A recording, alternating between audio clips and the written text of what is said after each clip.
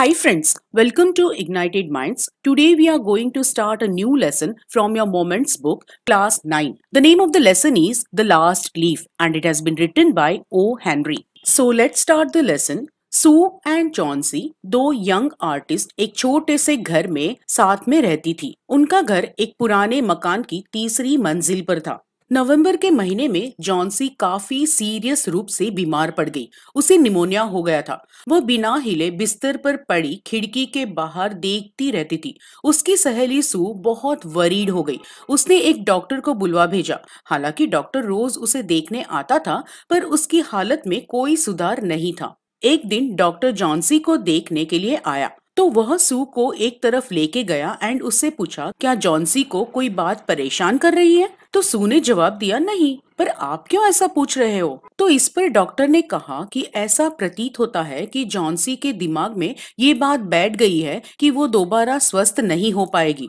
अगर वह जीना ही नहीं चाहती तो दवाओं से उसे कोई लाभ भी नहीं होगा। सू अपनी तरफ से पूरी कोशिश करती कि जॉन्सी अपने आसपास की चीजों में इंटरेस्ट ले। वो फैशन एंड क्लोथ्स के बारे में बातें करती, पर जॉन्सी कोई जवाब नहीं देती थी। वह बस बिस्तर पर पड़े बिना हिले डुले लेटी रहती थी। सू अपना ड्राइंग बोर्ड लेकर जॉन्सी के कमरे में आ गई और पिक्चर्स बनाने लगी। जॉन्सी का ध्यान उसकी बीमारी से हटाने के लिए वो पिक्चर्स बनाते हुए सीटी बजाने लगी। अचानक सू ने जॉन्सी को धीरे से कुछ कहते हुए सुना।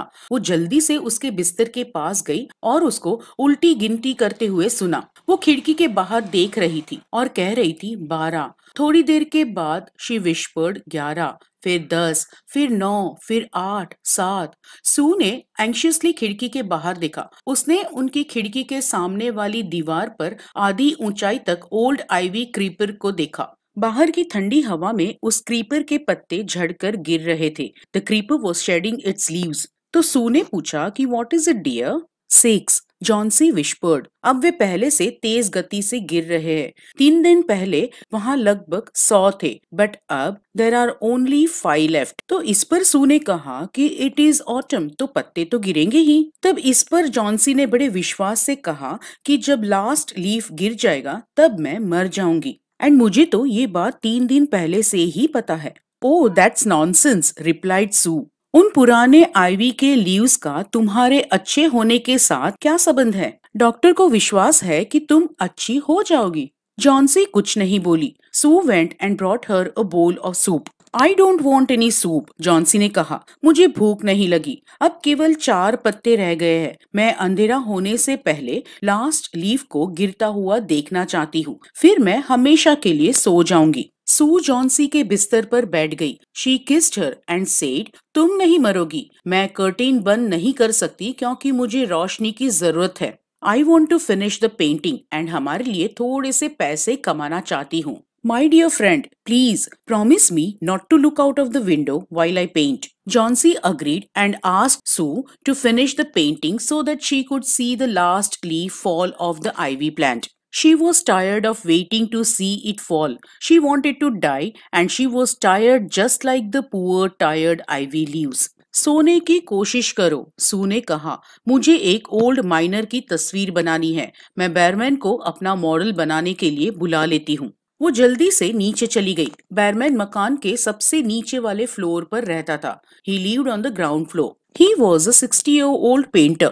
जीवन भर उसका सपना रहा था कि वो कोई मास्टरपीस बनाए, पर ये अभी तक एक सपना ही था। सू ने अपनी सारी वरीज बर्मन को बता दी थी। उसने उसे बताया कि किस प्रकार जॉन्सी को ये विश्वास था कि लास्ट लीफ के गिरने के साथ ही उसकी मृत्यु हो जाएगी। Behrman commented that Johnsy was being silly. उसे काफी तेज बुखार है, सू ने शिकायत की। वो खाने पीने से इनकार कर रही है और मुझे इस बात की बहुत चिंता है। तो इस पर बर्मन ने कहा कि मैं तुम्हारे साथ चलकर जॉन्सी को देखूंगा। वे चुपचाप जॉन्सी के कमरे में गए। जॉन्सी सो रही थी। सू ने पर्दा गिरा दिया एंड वे दूसरे कमरे में चले गए। उसने खिड़की के बाहर झांका। क्रीपर प्लांट पर केवल एक ही पत्ता था। बड़ी तेज बारिश हो रही थी। ऐसा लग रहा था मानो ये पत्ता अब किसी भी पल गिर जाएगा। बर्मन ने एक शब्द भी नहीं कहा। वो वापस अपने कमरे में चला गया। जॉन्सी अगली सुबह सोकर उठी। वीक आवाज में उसने सू को पर्दा हटाने के लिए कहा। सू घबराई हुई थी। उसने हेसिडेंटली पर्दा हटा दिया।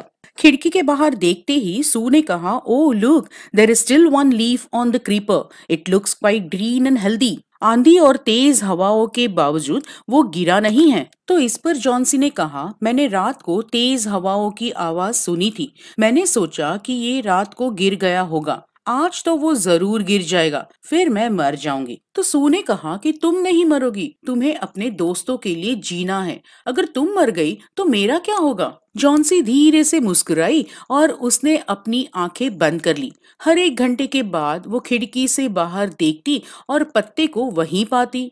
वो क्रीपर से चिपका हुआ दिखाई देता था।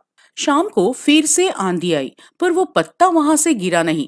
जॉन्सी लेटे हुए काफी देर तक उस पत्ते को देखती रही। फिर उसने सू को बुलाया। जॉन्सी ने कहा कि मैं एक बुरी लड़की बन गई थी। तुमने इतने प्यार से मेरी देखभाल की, पर मैंने तुम्हें कोऑपरेट नहीं किया। मैं दुखी और उदास थी। उस लास्ट लीफ ने मुझे दिखा दिया कि मैंने कितना बुरा व्यवहार किया है। मुझे पता चल गया कि मृत्यु की इच्छा करना पाप है। सू ने जॉन्सी को गले लगा लिया। फिर उसे बहुत सारा गर्म सूप और एक मिरर लाकर दिया। जॉन्सी ने अपने बालों को कोम्ब किया और बहुत खुश होकर मुस्कुराई। दोपहर को डॉक्टर आया। अपने पेशेंट को एग्जामिन करने के बाद उसने सू से कहा, अब जॉन्सी के पास जीने की इच्छा है। मुझे विश्वास है कि वो जल्दी से अच्छी हो जाएगी। अब मुझे नीचे जाकर बरमैन को देखना चाहिए। He is also suffering from pneumonia, but I am afraid there is no hope for him. Next morning, Sue Johnsy के बेड पर आकर बैठ गई। जॉन्सी का हाथ अपने हाथों में लेते हुए उसने कहा, मेरे पास तुम्हें बताने के लिए कुछ है। बर्मैन की आज सुबह निमोनिया से मृत्यु हो गई। वह केवल 2 दिन बीमार रहे। पहले दिन चौकीदार ने उन्हें उनके बिस्तर पर पाया। उनके कपड़े और जूते गीले थे और वह कांप रहे थे। वह उस तूफानी रात को घर से बाहर रहे थे। बाद में उन्होंने बर्मन के बिस्तर के पास एक सीढ़ी और एक जलती हुई लैंटर्न देखी। सीढ़ी के पास फ्लोर पर कुछ brush and green and yellow colour के रंग भी पड़े हुए थे। सू ने कहा, डियर जॉन्सी, खिड़की के बाहर देखो and look at that ivy leaf. क्या तुम्हें ये हैरानी नहीं हुई कि इतनी तेज हवा चलने के बावजूद वो फ्लटर क्यों नहीं हो रहा? That's Burman's masterpiece. उसने इसे उस रात पेंट किया था जब क्रीपर का लास्ट लीफ गिर गया था। The main idea of the story is selflessness and sacrifice. When Berman finds out that Jauncey is convinced that she will die once the last ivy leaf falls, Berman selflessly gets out in the rain in the middle of the night to paint an ivy leaf on the brick wall. With this, we have come to an end of this topic. For more videos, like, share, and subscribe my channel, Ignited Minds.